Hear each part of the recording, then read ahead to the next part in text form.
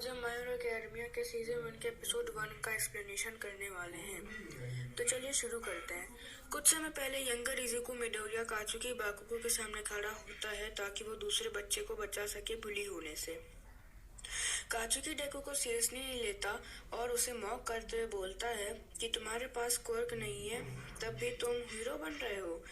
फिर नरेटर बताता है कि इस दुनिया में हर कोई इक्वल नहीं होता। ये सच उसे 4 साल की उम्र से पता चल गया था। फिर हम आते हैं प्रेजेंट टाइम में, जिसमें 14 साल का इज़ुको स्कूल जा रहा होता है और एक विलन तातुइन स्टेशन में परेशानी खड़ी कर रहा है। यह सब शुरू हुआ चाइना की क्विंग सिटी से। एक बच्चा रोशनी के साथ बॉर्न हुआ। जैसे जैसे समय बीतता गया ऐसी ही सुपरनैचुरल चीजें पूरी दुनिया में होने लगी और मेजॉरिटी ऑफ द पॉपुलेशन के पास ऐसी शक्तियां आने लगी जिन्हें ये लोग क्वर्क्स कहते हैं। इसी की वजह से हीरोइज्म प्रोफेशन बन चुका था।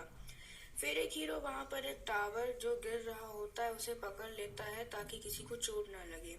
फिर एक और हीरो पानी से कुछ बना देता है और सब लोगों को बोलता है कि आप इसके आगे ना जाएं क्योंकि यहाँ पर खतरा है। फिर कामुई वुड्स एक बड़े से क्रिमिनल से लड़ रहा होता है। कामुई वुड्स ये बताता है कि यह विलन अपने क्वर्क को इलीगल पर्पसेस के लिए यूज कर रहा है। फिर कामुई वुड्स अपना लैकोर चेन प्रिजन यूज करता है ताकि वो उसके मूवमेंट को रोक सके। लेकिन तभी माउंट लेडी आ जाती है और उस विलन को हरा देती है। सभी लोग उसकी फोटो खींचने लगते हैं और वो डिक्लेयर करती है कि आज उसका डेब्यू है और वो सभी लोगों से रिक्वेस्ट करती है कि वो उसे सपोर्ट करे। इज़ुको जल्दी से माउंट लेडी के क्वर्क आइडेंटिफिकेशन के नोट्स लेने लगता है। एक आदमी सोचता है कि इज़ुको हीरो बनना चाहता है और उसे गुड लक विश करता है, जिसे सुनकर इज़ुको बोलता है कि वो अपना बेस्ट देगा। फिर एल्डेरा जूनियर हाई में एक टीचर लेक्चर दे रहा होता है बच्चों के फ्यूचर के बारे में। वो बोलता है कि वो बच्चों को प्रिंट आउट और रिजल्ट लाइफ कोर्स देगा, लेकिन उसे पता है कि वो सब हीरो बनना चाहते हैं। जैसे ही क्लास अपना क्वर्क्स यूज करने लगती है तो वो टीचर याद दिलाता है कि वो अपने क्वर्क्स का यूज स्कूल में नहीं कर सकते। कात्सुकी टीचर से बोलता है कि उसे बाकी सबके ग्रुप में मत रखो क्योंकि वो सुपीरियर है। उसके क्लासमेट्स उसके ऊपर चिल्लाने लगते हैं, लेकिन कात्सुकी बताता है कि उसने मॉक टेस्ट पास कर लिया है और वो ऑलमाइट को सरपास करके टॉप हीरो बनना चाहता है।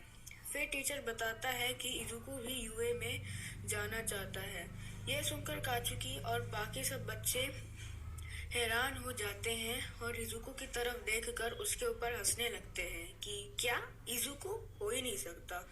इज़ुको के क्लासमेट्स बोलते हैं कि ऐसा हो ही नहीं सकता कि वो हीरो कोर्स में जा पाए अगर वो सिर्फ पढ़ ही सकता है। इज़ुको खुद को डिफेंड करता है, लेकिन कात्सुकी उसकी बेंच में एक्सप्लोजन कर देता है, बोलते हुए कि इज़ुको को उसके लेवल पर नहीं होना चाहिए क्योंकि वो क्वर्कलेस है। इज़ुको एक्सप्लेन करता है कि वो कात्सुकी से कम्पीट नहीं करना चाह रहा है, वो बस अपने सपने को पूरा करना चाहता है। अगर वो ट्राई नहीं करेगा तो उसे पता कैसे चलेगा। कात्सुकी बोलता है कि एग्जाम तो उसके लिए इम्पॉसिबल है और पूरी क्लास इज़ुको को बुरी नजरों से देखने लगती है। एल्सवेयर एक विलन स्लाइम लाइक बॉडी वाला भाग रहा होता है। जैसे ही क्राउड उसे भागते हुए देखती है, एक इंसान कमेंट करता है कि विलन्स का कोई एंड नहीं है। फिर एक आदमी जवाब देता है कि इन विलन्स का एंड जरूर है क्योंकि वो यहाँ पर है। वही उसी तरफ इज़ुको के स्कूल में वो अपनी नोटबुक उठा रहा होता है और माउंट लेडी वाले इंसिडेंट को मोबाइल में देख रहा होता है। जैसे ही वो घर जा रहा होता है तभी बाकुगो वहां पर आ जाता है और इज़ुको की बुक को अपने क्वर्क्स से जला देता है। फिर बाकुगो या फिर कात्सुकी उस बुक को बाहर थ्रो कर देता है। वो इज़ुको को बहुत बुरा भला बोलता है पर इज़ुको उसका उल्टा जवाब नहीं देता। उसके दिमाग में सुसाइड के ख्याल आने लगते हैं। जैसे ही इज़ुको अपनी बुक उठाता है उसे अपना बचपन याद आता है, जिसमें वो ऑल माइट का एक वीडियो देख रहा होता है जिसने उसी इंसिडेंट से अपना डेब्यू किया था। उसमें वो 100 से ज्यादा लोगों को बचाता है। इज़ुको अपनी माँ से कहता है कि वो बड़ा होकर ऑल माइट जैसा हीरो बनेगा, लेकिन उसके बाद एक डॉक्टर द्वारा पता चलता है कि इजुको के पिंकी टो में 2 जॉइंट्स हैं। ये दर्शाता है कि वह कोर्कलेस है। इजुको को यकीन नहीं हो रहा होता, उसे बहुत बुरा लगता है। उस दिन के बाद इजुको ऑल माइट का वही वीडियो देख रहा होता है और वो रो रहा होता है और वो अपनी माँ से पूछता है कि क्या वो ऑल माइट की तरह बन सकता है। इसे सुनकर इजुको की माँ रोने लगती है और उससे माफ़ी मांगने लगती है।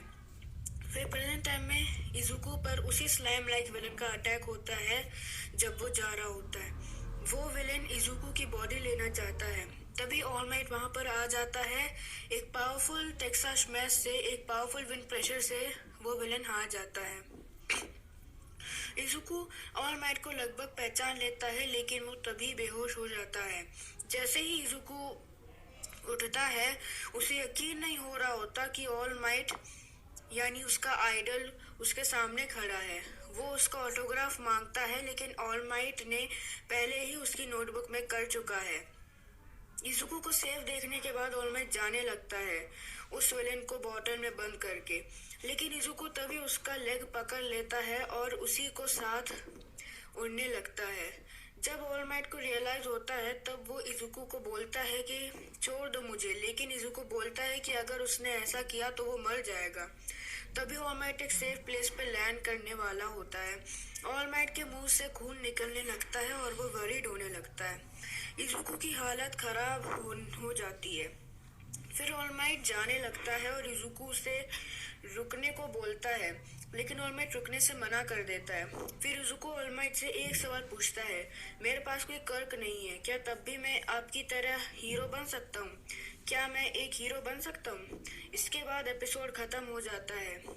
वीडियो अच्छी लगी हो तो लाइक और सब्सक्राइब जरूर करना और बेल आइकन भी प्रेस कर देना। तो गुड बाय गाइस।